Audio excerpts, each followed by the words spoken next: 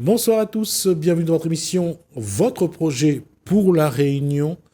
Ce soir, on va parler de notre vivre ensemble. On va parler de l'exemple de ce qu'on peut faire à la Réunion et voir si on peut se poser la question, est-ce qu'ailleurs, on pourrait essayer d'ailleurs d'imiter l'exemple. Bonsoir, Daniela Maillot, vous êtes Bonsoir. porte-parole de PARE. Du collectif Réunion Palestine. Pareil, c'est un engagement politique, Ah d'accord, ok. mais ça reste aussi pour l'autodétermination du peuple. Ah d'accord. Alors la question est bien sûr, depuis le 7 octobre, un nouveau conflit s'est déclaré dans le monde entre le Hamas a attaqué Israël. Je répète exactement ce qui s'est passé pour ne pas créer de problème. Euh, et aujourd'hui, on a un conflit qui s'est beaucoup développé. Et on découvre que derrière, ce n'est pas aussi simple que certains veulent nous le faire croire. C'est plutôt très complexe, oui. Alors, on va pas refaire l'histoire, on va pas essayer de dire qui a raison, qui a tort. On va essayer de voir qu'est-ce que votre collectif essaye de faire sur cette terre réunionnaise. D'abord, on va présenter Daniela Maillot dans Cogito Ergo Sum.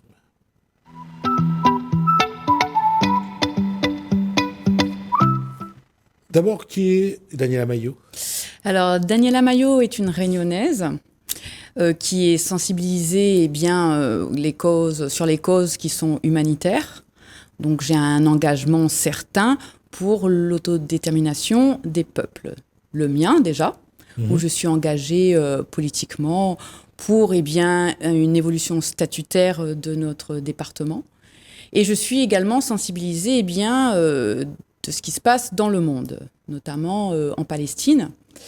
Et en ce moment, effectivement, il y a une guerre sans précédent. On a déjà 5000 morts en Palestine, également en Israël.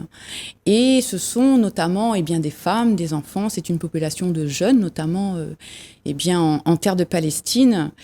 Et donc nous, on veut mobiliser, interpeller déjà les Réunionnais de ce qui se passe là-bas en Palestine, et vous montrer que le vivre ensemble est possible. Ici, il y a plusieurs ethnies, on vit en paix. Et montrer que c'est possible et que les pouvoirs de ce monde pourraient faire preuve de volonté pour préserver la vie humaine. La question, encore une fois, et là je reviens sur ce qui est Daniela Maillot, est-ce que le fait d'être réunionnaise, justement, d'avoir des racines aussi multiples, est-ce que ça permet d'avoir un regard particulier, justement, quand on regarde les conflits actuels?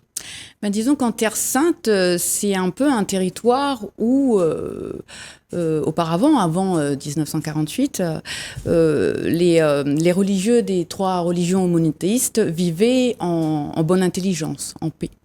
Puis il y a eu des décisions politiques qui ont été prises. Alors, il y a eu cette résolution du 29 novembre 1947 qui crée un État israélien et qui crée un État palestinien. Normalement, cette résolution n'a jamais été appliquée totalement dans les faits. Dans les faits, cette résolution n'a pas été réelle dans les faits. Effectivement, il faut savoir aussi que la répartition des terres, il y a une discontinuité territoriale en fait. Ce qui donne la possibilité à Israël de pratiquer une expansion, donc une colonisation. Voilà pourquoi cela m'interpelle aussi, parce que nous aussi, fut une époque où nous avons été colonisés. Et donc notre engagement, nous, à travers notre mouvement associatif, c'est de montrer qu'il est possible de sortir de cette situation. Encore faut-il une volonté des décideurs, une volonté des pouvoirs et aussi la manifestation de chaque citoyen dans ce monde, de montrer une volonté aussi, un engagement pour dire que c'est possible de vivre en paix. Et voilà en quoi consiste notre action. Alors, on va parler justement de ce projet que vous avez. C'est donc votre projet à vous.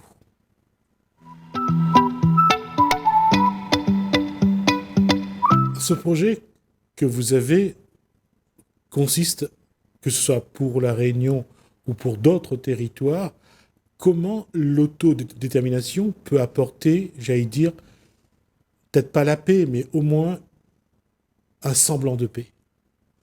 Eh bien, il faut aussi une volonté des décideurs, une volonté politique. Donc, d'un côté, il y a effectivement des résolutions qui sont prises et on voit la réalité sur le terrain où on ne respecte aucun accord. Donc, on peut le voir aujourd'hui, Israël continue son action d'expansion et ce sont les Palestiniens qui trinquent. Donc, si vous voulez, avant 1948, c'était une terre où chaque population de diverses sensibilités religieuses vivait en toute intelligence, en bonne intelligence. Et puis, certaines décisions ont été prises. Il suffit de regarder dans l'histoire. Je ne veux pas forcément rappeler les faits historiques, mais on voit bien que ce n'est pas une décision des peuples qui se passe aujourd'hui. C'est vraiment une décision des gouvernants. Donc, ceux qui sont venus en terre d'Israël, ils n'étaient pas forcément favorables dans cette démarche. Mais ils ont été largement encouragés. Et au détriment des Palestiniens, malheureusement. Et du coup, aujourd'hui, ce sont des résistants. Donc, ce sont des autochtones. C'est comme si demain, mamie vient ou invite à moi sur terre, ou accueille à moi, ou réfugie à moi, et puis demain, en fin de compte, il dit, c'est moi, il met au dehors. Donc, c'est compliqué. Mais encore une fois, je le précise, les peuples sont les victimes. Les deux peuples sont victimes. Tous les peuples sont des victimes dans cette histoire. Ceux qui sont au pouvoir, eux, ont une idéologie, ont une vision, ont un projet, et ce sont les peuples qui trinquent. Donc, Alors, je vais revenir sur l'exemple de la Réunion et voir par rapport à ce qu'est le statut de la Réunion, voir ce qu'est le peuple réunionnais, et on peut prendre Madagascar également. Madagascar, c'est 18 ethnies. D'accord ? À La Réunion, c'est quelques ethnies, j'allais dire, qui viennent d'Afrique, de Chine, de l'Inde, d'Europe, de France, bien sûr. Et il y a ce qu'on a créé, je ne dis pas que c'est un vrai mélange, mais il y a un respect. Il y a un respect des communautés, il y a un respect des individus. À Madagascar, les 18 ethnies vivent en fraternité. Mais ce n'est pas vrai sur tout le territoire d'Afrique. Il y a eu des conflits ethniques également. Ça montre que ce n'est pas aussi simple que ça. Et le problème au Proche-Orient, ce n'est pas seulement un problème d'ethnie, c'est un problème aussi religieux. Alors, comment aujourd'hui, je vais revenir à La Réunion. À La Réunion, le vivre ensemble, c'est quelque chose qu'on aime mettre en avant, même s'il n'est pas parfait. On aime mettre ça en avant, mais malgré tout,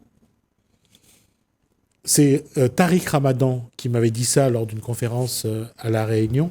Il m'a dit « Votre vivre ensemble est fragile ». Comment, aujourd'hui, peut-on, j'allais dire, apporter quelque chose, que ce soit au peuple palestinien, au peuple israélien? Il faudrait peut-être arrêter d'armer. Ça, c'est un conflit armé. Ici, il n'y a pas un conflit armé. Nous disputons, des fois nous bataillons un petit peu, mais bon, voilà, on ne va pas aller tuer son voisin. Là-bas, ce qui se passe, c'est que y a un engagement des puissances pour financer le conflit armé. Je veux dire, et c'est bien là le problème. Ceux qui parlent de paix aujourd'hui sont ceux qui financent la guerre avec les armes. Donc il y a des enfants qui meurent, des femmes qui meurent, des gens qui meurent. C'est un peuple traumatisé, les Palestiniens. Ça fait des années qu'ils supportent cette situation. Vous pouvez parler palestinien, je parlerai également des Israéliens, parce qu'eux aussi vivent ces moments de conflit armé, même si certains pensent qu'ils sont protégés, mais on a vu pendant le début de ce conflit, il y a eu quand même des milliers de morts du côté israélien. Il y a une certaine programmation des esprits aussi, Gismi. C'est-à-dire que du côté israélien, eux, ils vivent dans une peur permanente, mais ils ne sont pas systématiquement bombardés. Tandis que de l'autre côté, ils sont hyper contrôlés. Il y a un blocus déjà. Et là, aujourd'hui, il y a un siège complet, c'est-à-dire plus d'eau, plus de nourriture, plus d'électricité, et ils sont bombardés de chaque côté. On crée un couloir humanitaire, mais même le couloir est bombardé. Je veux dire, ce sont des tirs sans discernement. On bombarde leurs infrastructures infrastructures, on bombarde les hôpitaux, on bombarde les écoles. Il y a même des tirs qui vont dans les pays voisins. Je veux dire, et la suite, ça va être quoi? C'est un drame ce qui se passe aujourd'hui. Alors, qu'est-ce que, à La Réunion, le collectif Réunion Palestine, ou les Réunionnais qui souhaitent prendre part ou apporter leur pierre à l'édifice de la paix, qu'est-ce que nous pouvons apporter, nous? Ben déjà, Jismi qui ne dit rien consent. Ça, c'est une phrase d'Albert Einstein qui disait que c'est pas ceux qui font du mal qui détruiront le monde, sont ceux qui regardent et qui ne font rien. Et ça, c'est malheureux. C'est-à-dire que si chacun pouvait prendre position, ne serait-ce pour parler, pour dire non, je ne suis pas d'accord, les choses seront très certainement différentes. Mais quand on ne sont pas concernés par le problème, quelque part, on laisse faire. Oui, c'est vrai. Si on ne dit rien, c'est qu'on y consent. Mais le problème, c'est qu'à un moment donné, il faut quand même concevoir que l'individu qui est à 10, 15 000 kilomètres du lieu du conflit, il va se lever une fois, 2 fois, 3 fois. Au bout de la 5e fois, il va se demander à quoi ça sert qu'il crie dans le désert. Oui, certes, mais il vaut mieux faire ça que rien faire. Oui, vous avez raison. Voilà, ou prend position. Oui. Mais il veut dire, si on n'engage pas ou non plus, donc on est là pourquoi tant que les bons pour les bons, alors, demain va arriver votre case. Oui, d'accord. Et là, on va crier, aidez-moi dans le monde. Si le monde il fait pareil que vous, on va subir le même sort que... Mais vous pensez vraiment, Daniela Maillot, qu'aujourd'hui, la Réunionnaise ou le Réunionnais peut apporter quelque chose pour la paix? Déjà, quand les Palestiniens savent qu'il y a des mobilisations partout dans le monde, ils réchauffent votre cœur déjà. Comprend ou là. Mais il veut dire, même si vous voulez empêtrer d'autres problèmes là-bas, mais de mon soutien, il suffit, même qu'on court par exemple, dans un temps où il fait sport, de mon encourage à moi à côté. Déjà, mais gagner l'élan, déjà, ça fait chaud au cœur. Quand il arrive un drame dans notre famille, de mon dit, moi, les coups, ma soeur. Il fait largement la différence. Oui, déjà, où les traumatisés, mais on connaît notre soutien, où il y a des gens qui disent on n'est pas d'accord, il y a des gens qui se battent pour qu'on soit libérés. Il aide largement. Mais si de mon indifférent, regarde l'indifférence qu'il fait dans le monde aujourd'hui. Des fois où ça, en métropole par exemple, métropole, excusez-moi, voilà pour le terme, mais on voit cette indifférence parce que tout le monde est pressé, tout le monde est pris dans ses bonnes affaires. C'est une déshumanisation. Daniela Maillot, il y a aussi cette réaction humaine qu'à un moment donné, on ne regarde plus l'actualité, on ne veut plus voir défiler les mauvaises nouvelles, les nouvelles tristes, la guerre, les accidents, les meurtres. À un moment donné, on ferme la télé, on ne lit plus la presse pour se dire on va essayer de se tenir loin de tout ça. Parce que ça tourne en boucle sur les chaînes d'infos, ça tourne en boucle sur les sites d'information sur Internet. À un moment donné, on est tellement envahi par ça. L'individu, pour se protéger, il doit se tenir loin de ça. Oui, c'est-à-dire que si tous les jours, tête les dedans, c'est sûr, à un moment donné, on va être contaminé par la mauvaise vibration, comme diraient certains. Oui, mais... Si on ne dit pas rien, Jismi, ou est en train de déshumaniser aussi, demain, nous sera des machines, on n'est pas trop loin. D'accord. Alors, dans ce cas, Daniela Maillot, comment le collectif Réunion Palestine, avec les Réunionnais qui le souhaitent, peut apporter une pierre pour dire arrêtez la guerre et faites la paix? Déjà, une petite pensée pour ces gens qui sont en train d'être massacrés là, parce que il faut le dire, n'ayons pas peur des mots, c'est un génocide qui se pratique là. Donc tous les Palestiniens sont rassemblés sur la bande de Gaza, derrière Néna la mer, devant Néna les chars, et en l'air Néna les F-16. Donc petite pensée déjà, c'est des résistants, ils n'ont pas peur de la mort, mais l'abandon est encore plus difficile. Donc quand ils savent qu'il y a des gens qui se mobilisent pour eux, déjà, je vais vraiment en paix, déjà. Parce que c'est des résistants, je habite là, je l'ai dans notre bon droit. Donc, je l'ai prêt à mourir là, c'est pas un problème pour eux autres. Mais être abandonné par le reste du monde, c'est plus dur, c'est comme si on meurt seul. Donc, nous fait un rassemblement, ce dimanche-là, au port. Voilà, 14h30, on appelle chaque personne qui se sent concernée par la cause de venir en paix. La Padiaou prend position là, parce que comme on l'a dit tout à l'heure là, les deux côtés n'est dans la souffrance. Ceux qui sont en Israël vivent dans la peur permanente, c'est une peur qui est entretenue, et de l'autre côté là-bas, Zofine dépasse la peur.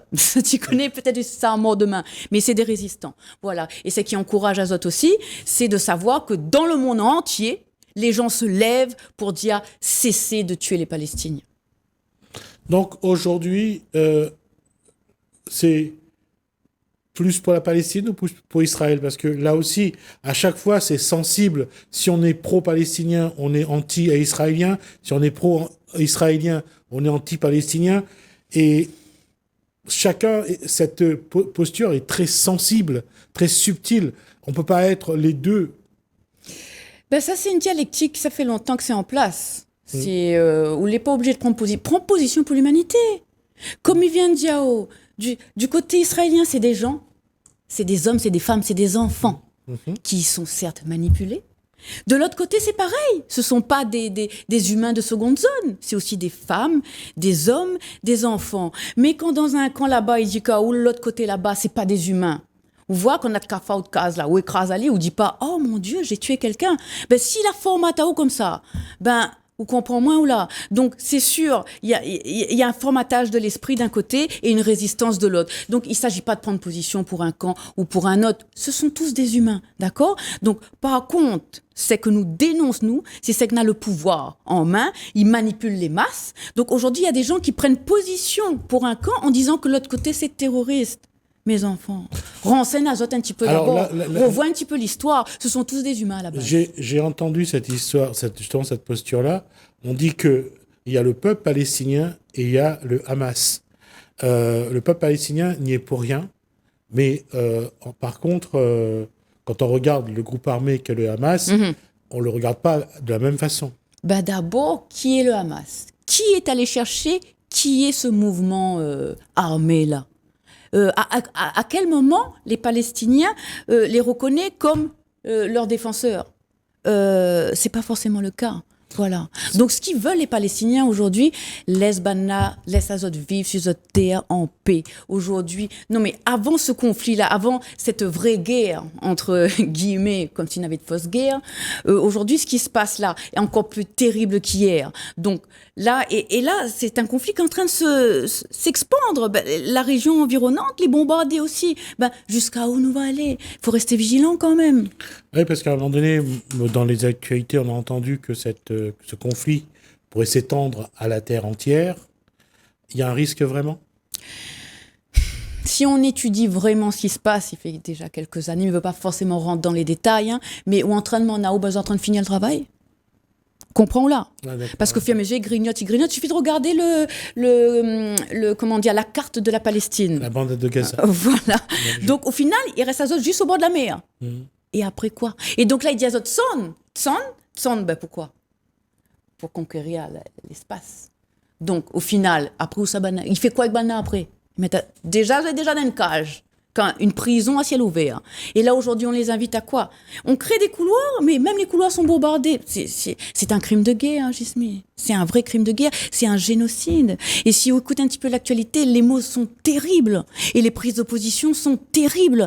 Tu te demandes aujourd'hui comment, dans un pays démocratique, on peut prendre position de cette manière-là, sans prendre en considération, eh bien, les Palestiniens qui sont aussi des humains. Ben, où ça n'a fini d'arriver?